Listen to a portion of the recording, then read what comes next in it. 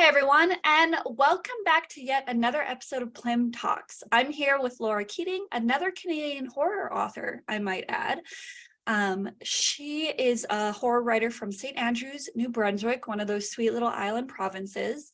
Her short fiction has been published with Grindhouse Press, Cemetery Gates, Ghost Orchard Press, and many more. She authors stories about monsters both human and unnatural, traditional creep fests, and contemporary quiet horror filled with dread.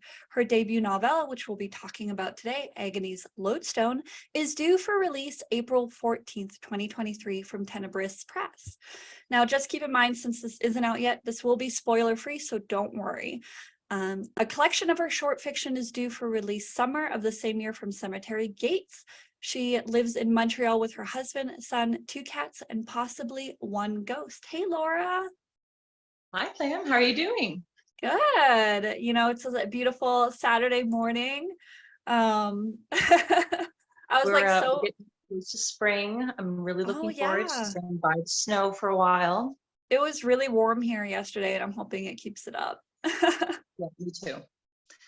Yeah, me too. I could do with a little more vitamin D. I think we all could at this point. I know. Well, I just want to say congrats on your debut novella. And is your collection a debut as well? It will be, yeah, a debut of collection.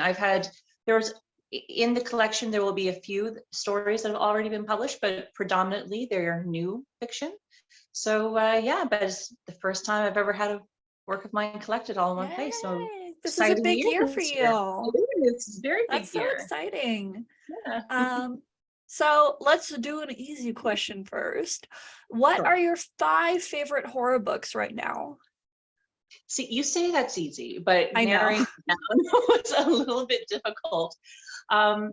There's so much good fiction right now, right? It's like there has been for the last couple of years. We're really nailing it in the horror genre. But just to launch things right off, there's one that I'm still finishing right now, but I love it, which is Manhunt by Gretchen Felker-Martin. Mm-hmm. And a very spicy one in the past year. God, it has taken me so long to read it just because sometimes I'm like, need a breather, need to put this down for a couple days. You know, it's like just, no, but it's wonderful. I find her prose is just so rich. And, you know, I almost want to reread entire pages just to be like, how did she do that? That's so wonderfully written. So definitely Manhunt. The Only Good Indians by Stephen Graham Jones. I really like that one. So good. It's I've never read a ghost story quite like it. It was just so haunting, the dread throughout. You know, I was terrified for the characters the whole time. You know, it just I recommend it to everyone now. Just like, here, pick up this book. The next one is I would say CROSSROADS by Laurel Hightower. Amazing author. Really good. I also just finished Below, which I really liked, but there was something I was about to say I love Below.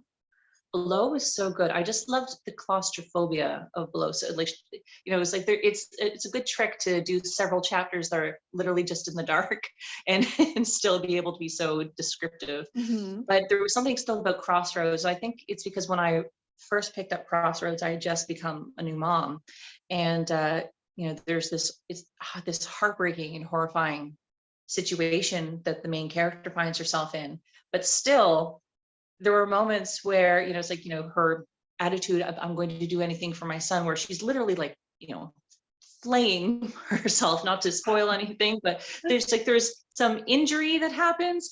And my thinking as a new mom and the whole impulse of do anything for your kid is yes, normal, reasonable. That's the right thing to do, which was a horrifying realization for myself, being like, yeah, I do the same thing. So I just thought that was a very powerful book. And what's next?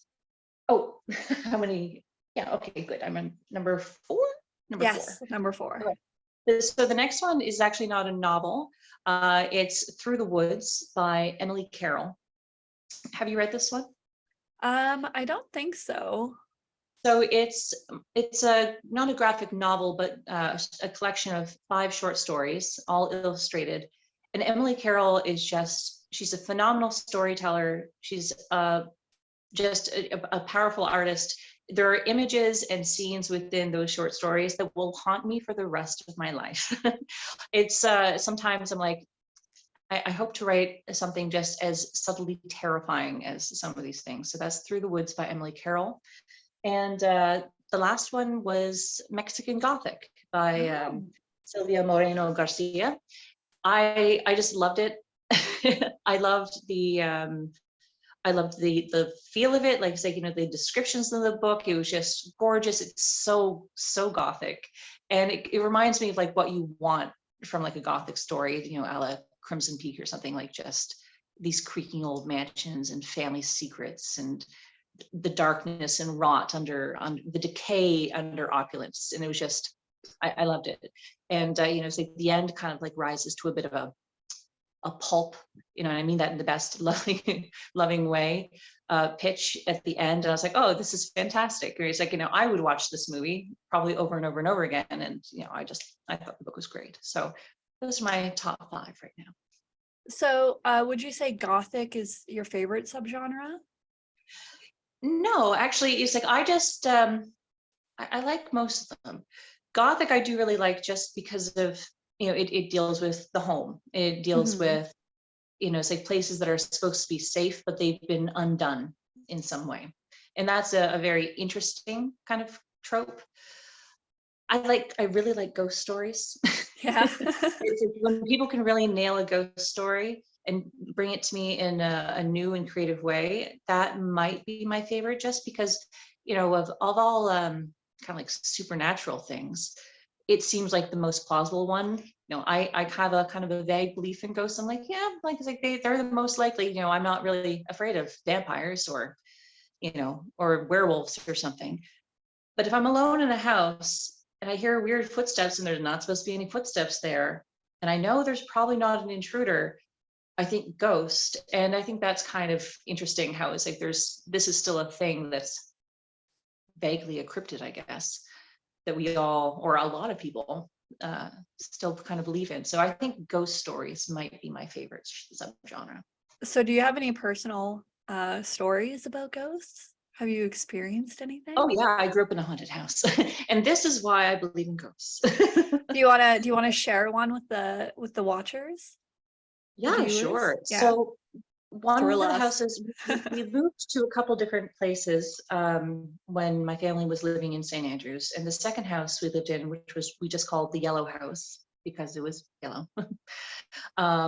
It was definitely haunted. There was very odd things that happened that you really just couldn't explain. And one of the scariest, it was something my parents heard, it was just a series of noises that kept layering one on top of the other.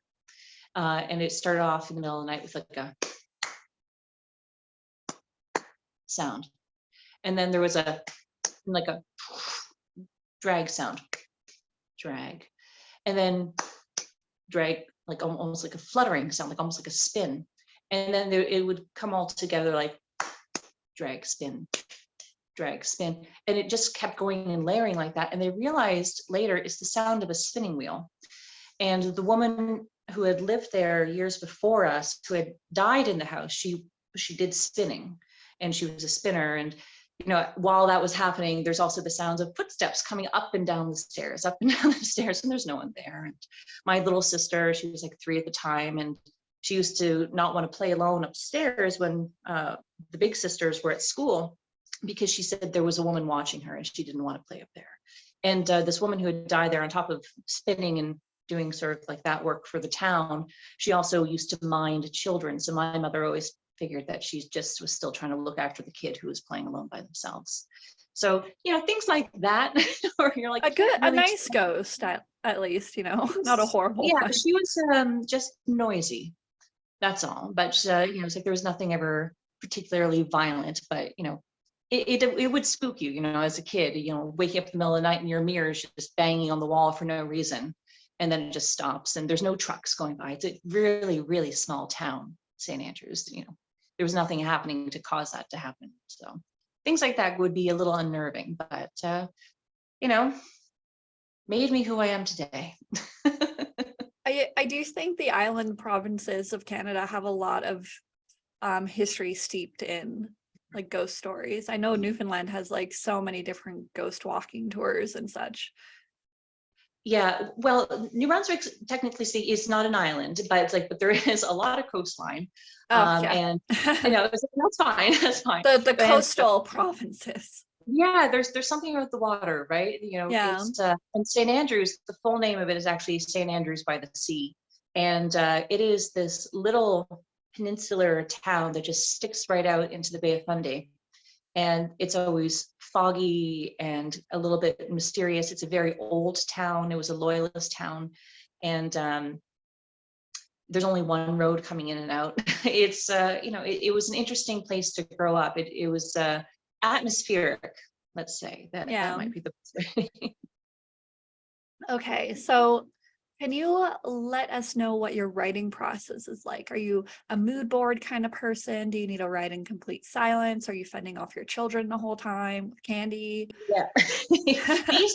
These days, I definitely have you know, it's like my manager is you know, a little 2-year-old who takes his job very, very seriously. So at the most times, I actually just I write early morning so that he's still asleep, and I can get a good, you know, good 1,500 words in before he's there, and you know, wanting breakfast and yogurt and Cheerios and all that stuff.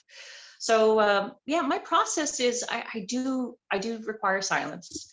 And I enjoy getting up at about 4:30 or 5 in the morning. I find You my head is, enjoy. I do Oh, just, you know, man. the moment of waking up, I don't, because, you know, that's what no one does. But when I'm out of bed and I've been up and walking around for about 5 minutes, I have a cup of coffee in hand, my mind, you know, it's fresh. You know, it's like there's no other thoughts from the day. There's nothing that's built up. I haven't read any bad news on Twitter yet. You know, all these things aren't clogging up the works. And there's something about those early morning hours, at least for myself. I don't know. It's like the brain's almost still like in a dream state, and I just find I'm more prone to creativity then. So yeah, like it's like, but you know, the process doesn't even really start there. That's just writing. In terms of getting the story started, it's just sort of you wait for a click, right? You know, you might have a couple different ideas all bobbing around at the same time, and they might come together and they might not.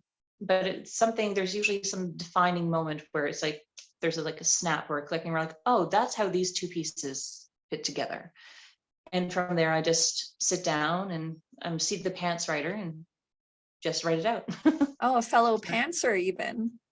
Oh yeah, no, I can't outline. I find that when I start to do outlines, I just I ruin my excitement for it. I'm the And same way. yeah, thank you. You get it. Yeah. Yeah. I think when No, I it's outlined my novella, Sisters of the Crimson Vine, it was like a page of notepaper with like, here's what should happen here, and then this, and this is how yeah, it'll end, and that's it.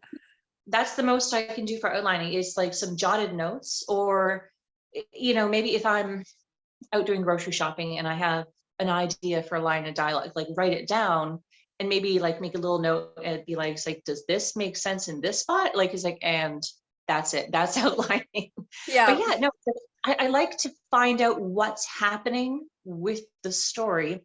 And just my feeling, you probably can relate, is that if I'm excited by the rise, the tension, the moment, the reader might be as well, you know, because all Mhm. writers are also readers. And so you get a pretty good feel of like how maybe something should unfold. Yeah. Anyway, that's how it is for me. No, I've tried to do outlining, and the one story I outlined, I never ended up writing because I was like, well, I know what happens. Yeah, my current work in progress, I have a single, again, another single page of notepaper, Mhm. and with just like notes that include, I'm looking at it right now, Yeah. brings food to Gigi, question mark. Yeah, that's fun. See, Yeah. perfect outlining. Yeah. But you know, it's like the other thing that I do in terms of the writing process. So, you know, there's waking up early, and I think also like the schedule of like if I'm writing something, it has to be every day. Like if it's a longer piece of fiction, if I skip a couple days, it's like I lose that thread. So waking up early every day until it's written. And this is going to sound a little odd, but when I'm not writing and it's a longer piece, there's always going to be those dialogue sections that are a little trickier. So I literally might try to act them out a little bit, because I find my first impulse for, especially maybe an emotional scene, the first impulse of what you want to write usually isn't the right thing to say. It's not what your characters would say. It's maybe what your emotions are saying. And so by like taking some time in the afternoon to, to kind of like talk through the dialogue, is like the closest I get to outlining, but it's a verbal form of outlining. So just being like, does this sound right? Does this sound like a normal thing or a real thing someone would say? Then taking notes, no, scratch that out. I feel like maybe I should do that because I hate writing dialogue so much. I recommend it, Yeah. so you can kind of like when you read your work back out loud to yourself and you can pick where things you're like, oh no, that word doesn't belong there. Or this kind of clumsies up this paragraph. I was like, yeah, talking through the dialogue, at least for me, find it kind of smooths things out.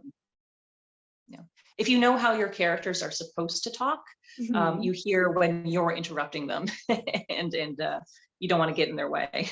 So I'll have to give that a go and see if it helps. Yeah. See, it's the Laura Keating recommended tried and true process. So you heard it here first, viewers. There we go. Patent pending. Where do you get your ideas for your stories then? A little bit of everywhere. There's no any particular place. It can be an interesting news story I read. There might be like a little bit of information that I'm like, oh, that was an unusual event, or that's a weird thing that those people did. And so that will glom off into one part of my brain. Or it might just be that I really want to capture a certain type of emotion or a certain place, not necessarily a place in time, like historically speaking. I don't really feel strong enough as a writer yet to attempt some historical fiction, but maybe sometime down the road. But yeah, no, it's just a little bit of everything, and then it all comes together. And like I said, when you get that click, then it's like, okay, now's the time to sit down. And the click doesn't have to have a lot of ingredients in the pot to get going.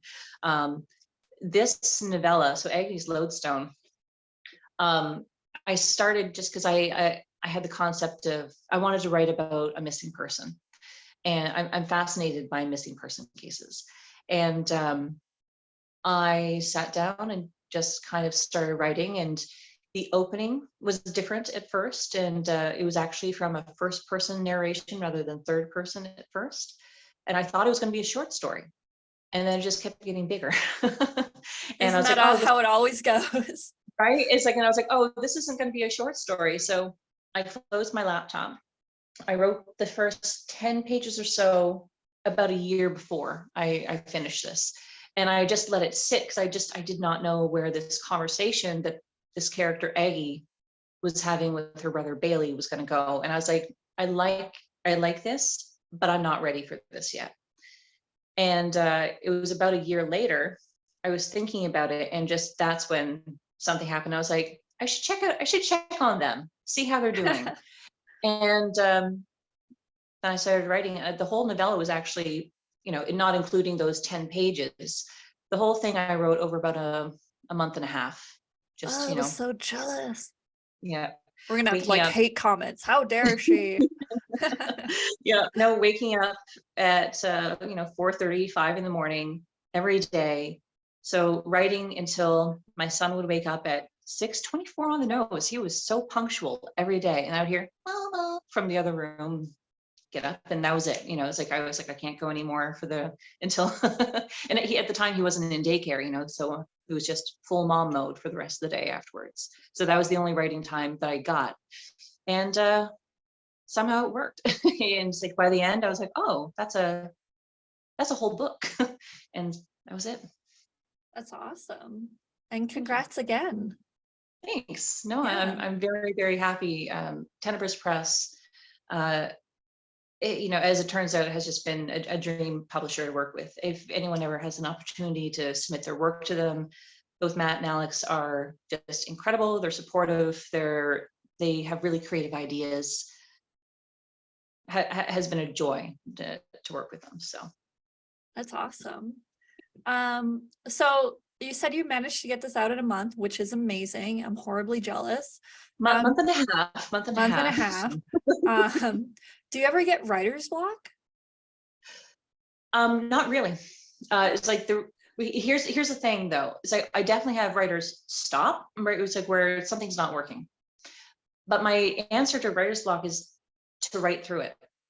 I find when I experience writer's block, it's because I'm admitting to myself that I got off the trail of where the story should be going, or it's doing something that maybe I didn't expect, and maybe I don't want to happen. Like, it's like, maybe I really like a certain character and I don't want this to happen, but it's like, no, that's where the story is going. And if you're going to write the story right, you got to write. And, it's just me having to sort of write through it.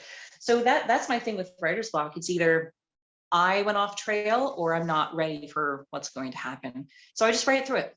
And sometimes what you write afterwards is fine. And you're like, yeah, this is still on track. More often than not, I can find those moments of, it's not really writer's block, but writer's tangle. And I go back and I can either cut them out because I'm like, yeah, this was garbage right in here between. And I cut it out and I edit, and that's that. So writing through writer's block is the only thing. It's like, and sometimes it'll be like an intentional write through where I'm like, this is a whole novel that's in third person and it's from this character's point of view, but I don't really know what they're thinking or doing right now. I'm going to grab a minor character who might even be just a complete outside, like a non-playable character, and write their observations of what's happening. And it kind of helps me to unweave maybe what the story is when you start to look at it almost from an overhead look. I find writer's block usually happens when you're too much inside one person's head. So if you kind of expand the lens a little bit, that's what works for me. So I also write through it. I think my block usually comes when I hit a scene that I feel is necessary, but I'm like, I'm not interested in this scene though. I just want to get to the fun stuff. Yeah. And then I have to like push through it. I'm like, I hate this. It's all dialogue. Yeah. This is so stupid. Yeah, I hate you, character. I'll kill you yet. Yeah, right. It's like, well, someone's getting a bad haircut for this. Yeah. And I regret this by the end of the book. MC. But but here's my thing. It's like, who was it that said it? Like, if just cut out the boring bits. And so when I find there's a scene I really don't want to write, I'm just like, maybe the readers don't want to read it. And if it's necessary, I'll just kind of trim it up a little bit. See, even if it's short, like if it's a scene I don't really want, but I know is necessary, like some of those scenes, people have been like, oh my God, I love this scene. And like looking in the past, like I like bled over it. I'm like, I hate this. Yeah, right. You're like, I'm glad because it was awful. Awful like, I worked for this. Yeah. Well, hey, that's a huge compliment and relief then, that you're just like, I'm gonna power through because I know this is gonna work, but I'm just not gonna be happy about it. But I'm the same way. If I'm blocked, I'm like, I just have to push through it. I have like this, my viewers will have heard this a lot at this point, but I have this rule where I tell myself just 200 words a day. That's it. You know? Okay, yeah. And so even if that's all you're getting, you slowly get through the block and then suddenly you're writing way more, because maybe if it's me, you're at a part that you like with the monsters again, you're like, yay, tentacles. Tentacle monsters. Yeah, back to tentacles. Thank God. Because they're little. It's like bad traffic, right? Whereas it just snail's pace along. And have you ever noticed sometimes where you'll be stuck in traffic and then you get to the point where it opens up and everything's dark and you're like, where was the problem? Where was the block? What was happening? What was happening? Actually, so I did read once a weird thing about that. Total tangent, I know. But apparently there's this bottleneck effect that can happen. So what you're usually experiencing was there was probably a car accident there, or a little minor collision, like 4 hours before. But the nature of it slowing down, if the traffic maintains its, constantness of how much there is, it will always be stuck at that for hours and hours until there are fewer cars on the road. I'm like, well, that's Yeesh. unfair. I'm Yeah, just like, it's like physics. There's a reason I didn't like you. Like that's exactly. I hated nothing's physics. there. It shouldn't be a problem. Okay, so here's the big one. You've given our viewers lots of advice already, but what advice would you give to any aspiring or current writers who are watching this that you wish you had received sooner in your writing career? you know, almost ironically, because we were talking about writer's block and not having it, but my advice to new writers would not to be too hung up on any particular thing. When I was starting writing, I had written this novel and I was determined to get it published. And I spent years and years with this novel that no one wanted. And I was very young. I was, a teenager, and no one wanted it. But my answer was to write an entire series instead, because nothing sells better if you don't have one book than 6. So don't do that. What I was the still love these series books. about? Oh, it's like this, this YA, what most people cut their teeth on, this YA fantasy adventure. But by the end, it gets pretty Game of Thronesy. Like it, I Just still actually brutal. like this. Yeah, it was pretty brutal. But I still actually enjoy some of the chapters I wrote. Every now and then I'll go back and look and be like, this was actually pretty good. No one would ever publish this. I think one day I might self-publish it, like clean it up, trim it down.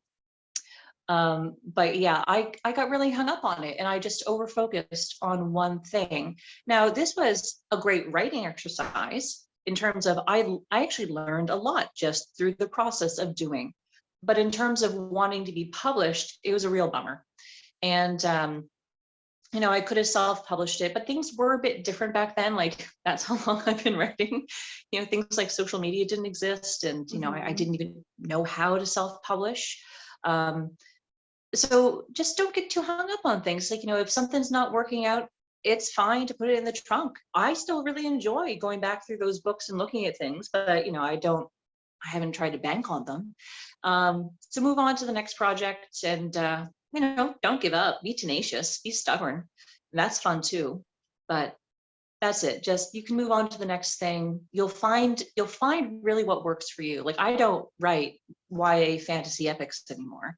It's like I kind of moved beyond that. I didn't like that anymore. And I was like, what I really always loved when I was a kid? Horror. And I started reading horror again. I was like, why did I ever stop reading this? And why did I ever stop, it's like, liking this? And as soon as I kind of got back into what felt more like myself, that's when things started to happen. And I've just been, going with that flow ever since. So, don't give up. Go on to the next thing. If it's not working out, you'll do fine. That's my advice to new writers. I'd be curious to know how many horror writers have wrote when they were younger, like a fantasy epic, because I also wrote a series. We are so on the same wavelength, I think. It was probably a ripoff of Sailor Moon and Lord of the Rings. Nice. So, yeah. Yes.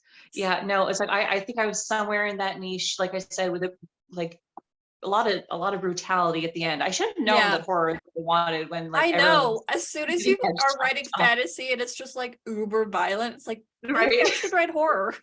Maybe I should just do the scary thing, because that's my favorite right anyway. Oh no, yeah. I'm also curious. I wonder what that pipeline is like. I bet it's pretty across the board. No. All of us. I don't have mine though, because at the time, I'd written them in junior high, and then when I got my first boyfriend, he wanted to read them, and I gave them to him, and then he was reading them, and we eventually broke up. He never gave them back. I know. You know who you are. I mean, he's like, this sounds like a heist now. Should we heist him? I know. Break into his house. Assemble a crack team to get these documents back? I'm assuming he didn't take them with him, so we'd have to break into his mom's house. All right. That might be the easier mark. I don't know. Yeah. Maybe it's real hardcore. Still. Yeah, Oh she no, that's hated me too. So oh be no. Well like, then, perfect price perfect spot then. revenge and a heist. Yeah. Yeah. Oh well, that's a shame. But I know. the memory lives on. Who I knows? know. Maybe she'll see this and she'll just be like, yeah, I still have those. Yeah, I should Take 'em. mail them to this crazy ex of my son's. Yeah. Probably not. Maybe write anonymously, right? Like Yeah. just be like, you know. Be like, those aren't yours. You should Yeah. you should return them. Yeah, it's like the estate of Plam would like these back. Yeah. And Okay, so the topic on hand, though, is your debut novella, Agony's Lodestone. Again, coming out April 14th of this year. I'll put the pre-order link in the description below. So viewer, go ahead and click that and check it out. So keeping it as spoiler free since it's not out yet, can you tell us about this book? yeah, so this is the short novel that is about a trio of siblings, a sister and her two brothers, older, one younger, who are in search of their missing oldest sister. She went missing 20 years earlier when they were children, and as a result, their family broke apart in different ways, and it affected their lives onwards.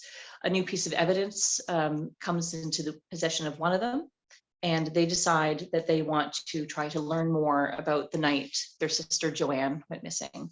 As a result, though, they get trapped sort of in this nightmare situation where they have to really face head on the guilt and the grief that's been miring their lives for years, and see if there's going to be any kind of possible happy resolution for them.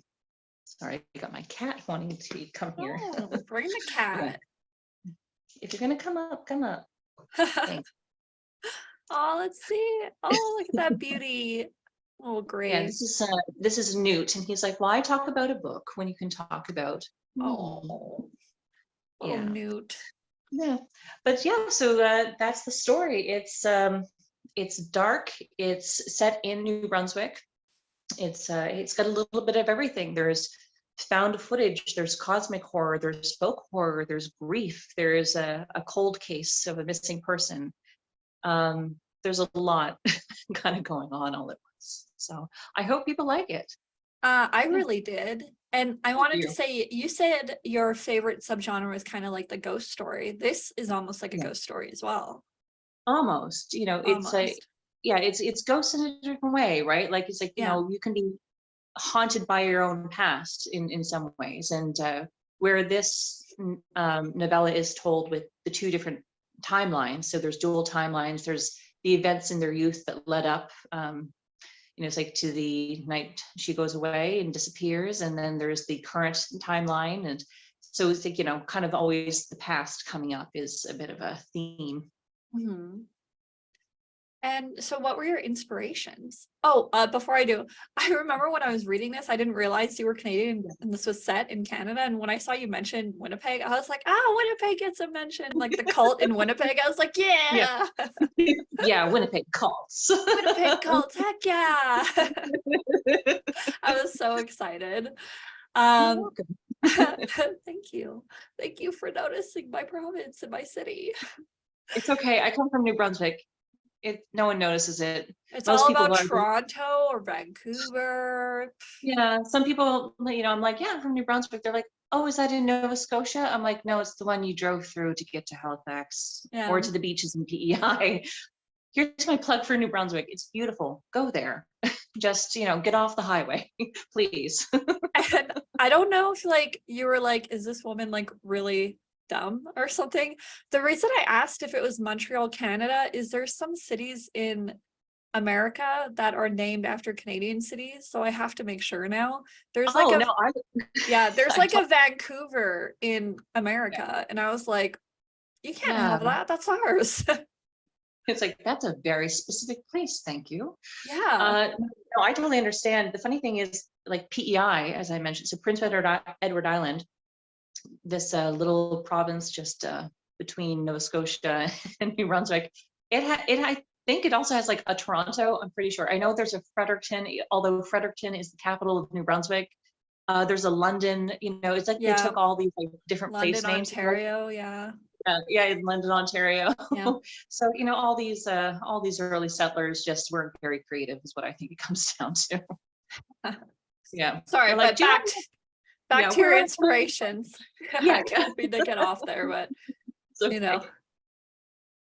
So we're just spreading the word about Canada. I know. Everybody go to Canada, eat some maple syrup off the snow that we call maple taffy. It's delicious. Yeah. But so the inspirations for the book, because it was such a seat of the pants kind of write, there wasn't much except for, as I said, that earlier couple pages I had written where I was intrigued by the idea of missing persons cases and what it does to a family. And that was really it. And, I had in the back of my mind as well that I wanted to see the maritime provinces, particularly my home province, in a book, because you don't see that a lot, in horror. There'll be, I don't know, just sort of the general fiction stories that come out. And of Green Gables. Yeah, exactly. But That's it. they're always either already 100 years old, or it's set back in the past, right? Like it's a general fiction about a fishing town in Nova Scotia in the 1950s. And I'm like, you know what, I want to see something now. I want to see, it's like in a different genre, it's like that, and just general or historical or whatever. So that, as far as inspirations goes, that was it. I just Yeah. there was nothing really. It's like I wish I had more to elaborate. It just kind of came out. I mean, that's fair. You're not going to give up the lap. I keep trying to. Oh, don't make Newt leave. No, I've been trying to make him sleep on the couch beside me, but now he's my co-pilot on this now. Yeah. So he looks so grumpy. He looks grumpy, but he's purring. He's just, I think it's a sleepy cat. So oh, the cutie. Yeah. So also was there a scene or chapter in this book that was your favorite? Yes, actually, there was a scene about halfway through. It's a flashback to when all the characters are kids again, and they're playing in the pool in the backyard, just an above ground pool on a hot summer day. And I think I loved writing that scene because that's how I remember childhood. We didn't have an above ground pool. Me and my sisters, we would walk just in our bathing suits, up the street to the community pool, the over-chlorinated community pool, and just be there for hours. But, those hot summer days where the grass is just a little too dry and the sun is really deep and blue and everything's hot and you just want to go swimming, and, it's the perfect time to be a kid, is summer. And that's, I think, is why I enjoyed writing that scene so much, because I was like, oh, I want to go to there. How can I recapture that moment again? So, unfortunately, that scene doesn't end on a perfect happy note or anything, but just there was something about writing that scene that just felt like a summer day, even though I was writing it in early March. Okay, Maybe so I just wanted sunshine. yeah, I think I wrote most of my last novella, which is all set in a super droughty summer in like the winter. So maybe I was channeling the thing. It must be another Canadian thing. Like we're in the winter and we're like thinking about the far off days of sun. Right. As we're like eating our frozen maple syrup. Yeah. That's the joy for us, is like have to find uses for snow. Yeah. Okay, so there are two kind of themes within your novella. Now, this first one, viewer, we're not going to name anything because it is spoilery, but in Agony's Lodestone, folklore plays a pretty big role. Do you want to describe that and where you got the inspiration for that? Yeah, again, I feel like I should be working for the New Brunswick Tourism Board at this point.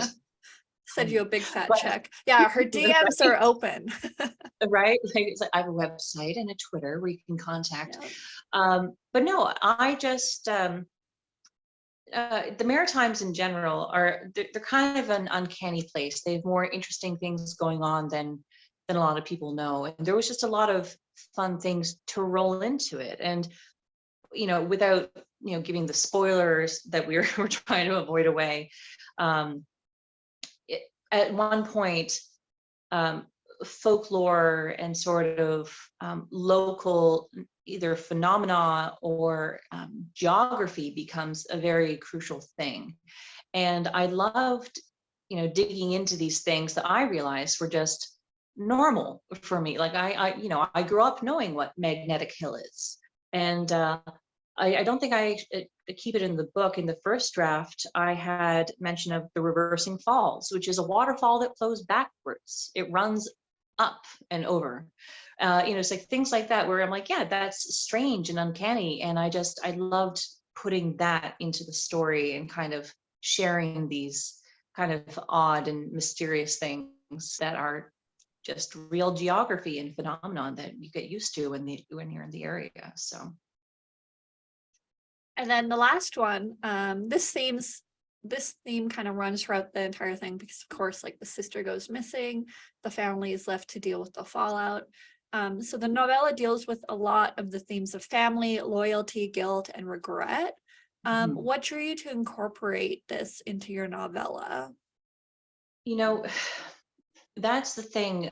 I didn't really do it consciously as I was writing it. It was just something that came more organically as I started getting into the characters' heads and realizing who they were and who they had been. For my own part, there was a good deal of, I was going through a period of grieving when I was writing this. And then sadly, again, when I began the editing process over the summer. And grief kind of found its way into the text as a result, more than I actually had intended, and about the way you have to find your way out of grief. But I don't think I'm alone in this feeling these days. We've been going through a pandemic now we just passed, as of recording, the 3-year anniversary.